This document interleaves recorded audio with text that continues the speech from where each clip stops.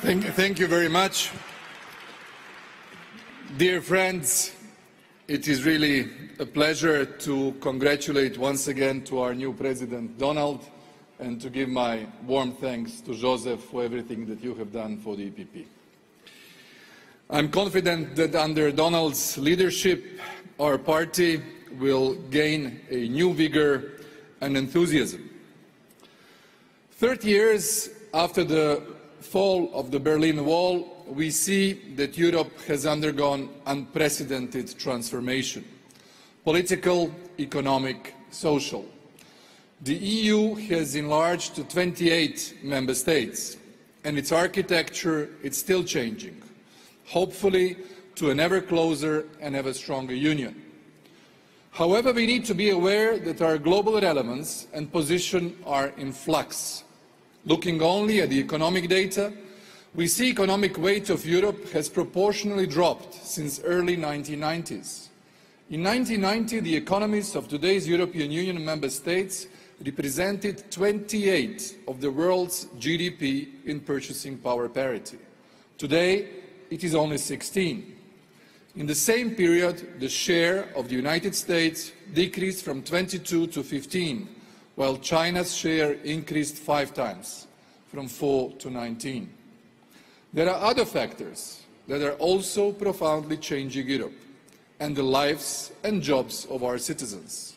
They all require common European answers: uneven economic development, changing geopolitical relations, crisis of multilateralism, increased migration pressures, negative demographic trends, climate change, growing populism dramatically affecting our democracies, challenges posed by digital revolution, and uncertainties related to Brexit, which also significantly impact the European project.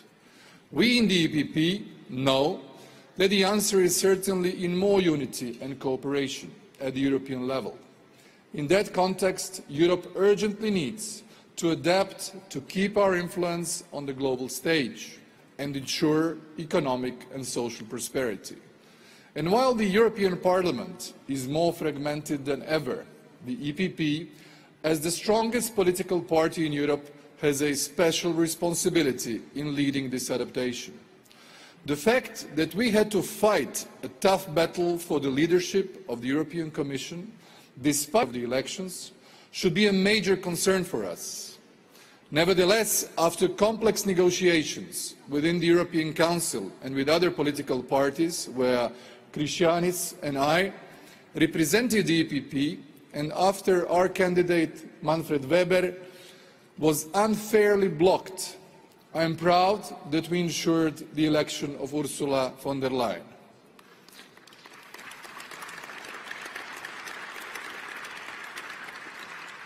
For us, it was crucial that the EPP gets the President of the Commission, and we succeeded. But as I said to my fellow leaders at the end of the European Council on 1 July, we should not pretend that the elephant is not in the room. For the next European elections, we need clear rules that will be accepted by all political groups in advance. Because after the experience of last May, we can ask ourselves, why would anyone volunteer to be the Spitzencandidate again? As we move towards a new institutional cycle, it is time to set a clear agenda for the future, in line with our priorities and especially the needs of our citizens. In that sense, I believe that balanced, sustainable and inclusive development of the Union should be on the top of our agenda. It will certainly be one of the priorities of the upcoming Croatian presidency, whose motto is a strong Europe in a world of challenges. As we fight for a stronger Europe, we have to take into consideration the needs of all member states and their regions. We need to invest more into cohesion policy to bridge the gap between different parts of Europe and attain full convergence to mobilize the entirety of our potential. An ambitious and well-balanced European Union's multi-annual financial framework is critical to achieve these goals, and the Croatian presidency will strongly advocate for it. The internal market needs to be improved and adapted to create more jobs and growth, especially for the young generation. This, however, should not be to the detriment of social protection and social market economy, in line with our Christian values of solidarity. In addition, the existing problems of brain drain and depopulation of rural and remote areas in half of our member states require a European solution.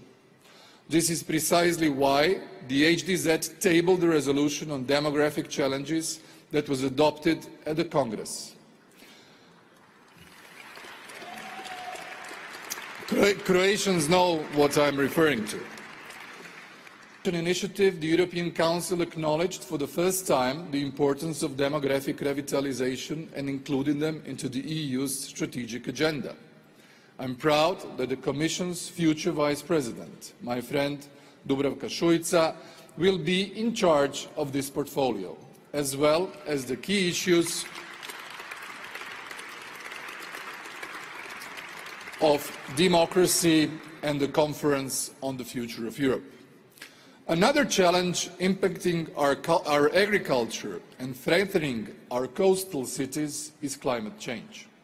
The EPP needs to develop a coherent approach towards this paramount issue, as we have a responsibility for our planet and the future of our children. We should therefore take the lead in the creation and implementation of an equitable and sustainable European climate policy where no parts of Europe should be left behind. We are in an ecological transition, and we should see it as an opportunity to grow our economies through advanced technologies and innovative policies. Ladies and gentlemen, when compared to some other global actors, Europe is lagging behind in development of technology and artificial intelligence, although we are the world's leader in the number of scientists. The solution is to invest more into research and development, education and infrastructure, and foster a culture of innovation. This also requires further development of transport, energy and digital infrastructure, giving us better connectivity and more social, economic and territorial cohesion. I strongly believe that Europe must protect its citizens and work together on security issues, which member states cannot resolve on their own. We need a comprehensive migration policy and a fully functional asylum system. This needs to ensure full protection of our external borders, fight against illegal migration and human trafficking, while also respecting the principles of solidarity and humanity to the people in need.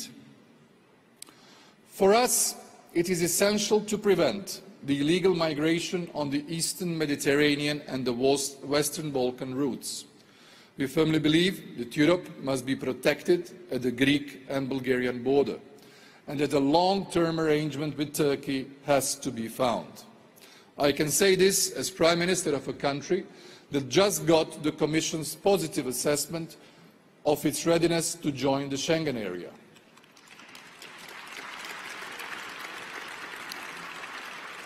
We must also better protect our citizens against disinformation campaigns and fake news. The strength of our democracies depends on it. We need further stability and development of the Western Balkans. I profoundly regret that there was no consensus in the European Council to open accession negotiations with North Macedonia and Albania, despite the substantial progress they made. The irony of this mistake is that these two countries, led by socialists currently, were blocked by liberal and socialist governments within the European Union. We should say that as the EPP family.